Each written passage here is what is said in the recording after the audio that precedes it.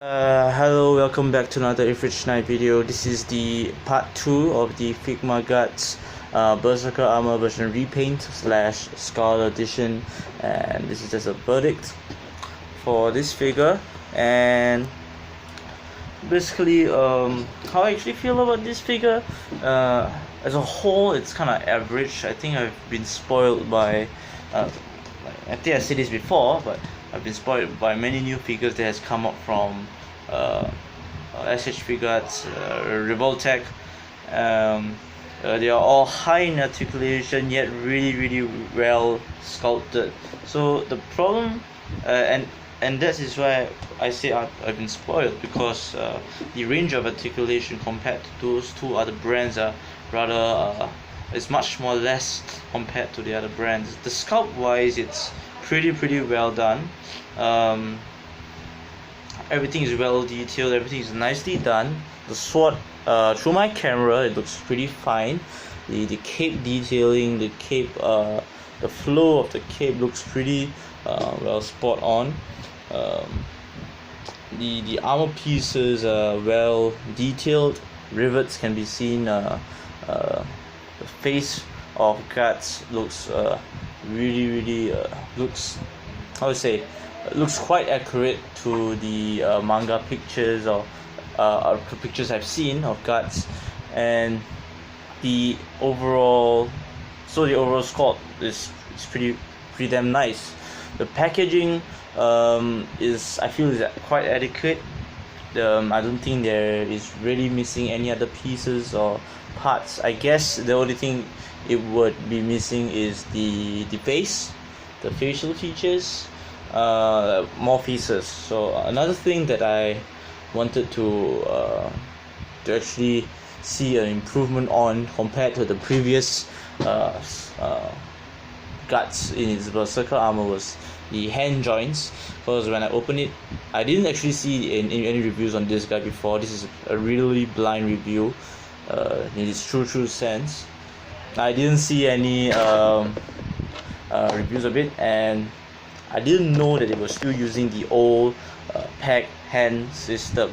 Even though yes, it's easier to take it out, it's harder for the part or for the hand pieces to stay into the forearms of the figure. Through playing this figure, I've noticed through multiple times the hand becomes much more loose while playing with it, and then after a while it will just, like, drop down. Other than that, the articulation provides enough range and allowance for the figure to hold this position right here. Another thing I forgot from the review was this character. You can actually peg the character. There's a piece on the hand. There's a peg on the hand of this candle-like character that can connect to the cape of Guts. So this is how you get the character onto Guts, and I believe she's like some kind of like a person who will direct a character that will direct Guts to certain enemies or certain directions or positions. Yeah, so it's pretty well done. Not the best, I feel. Could improve, definitely, in terms of the looseness on the hands, because you're holding a giant sword. You don't expect it to be down the whole time when you're displaying it. The stand almost becomes quite useless once you put the cape on. As far as I can see, there isn't any like a hole on the cape where you can peg the stand on. So when you equip the cape is the stand. Yeah, the pricing I got this in was 7,300 yen, and I pre-ordered it,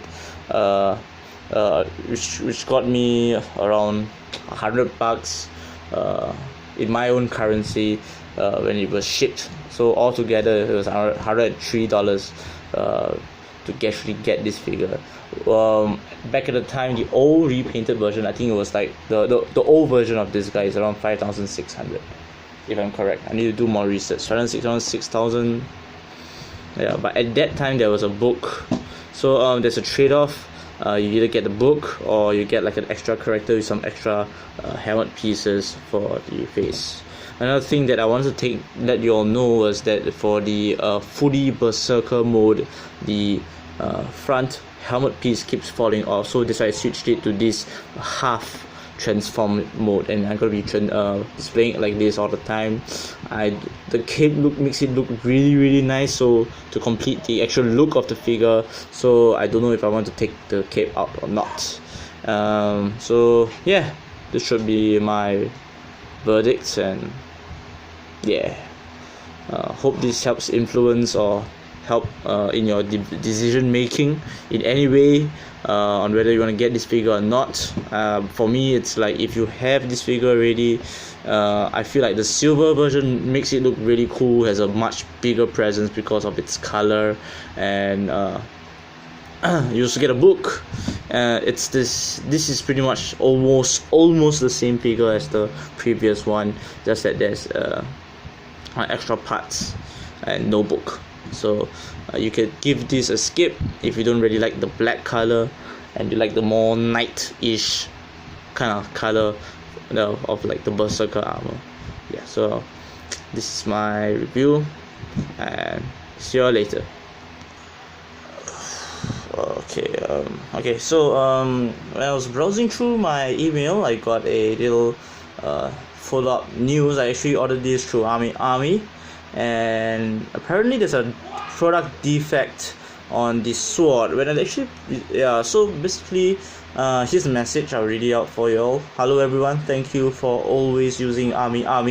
We are very sorry to inform you that a paint defect has been confirmed for the item.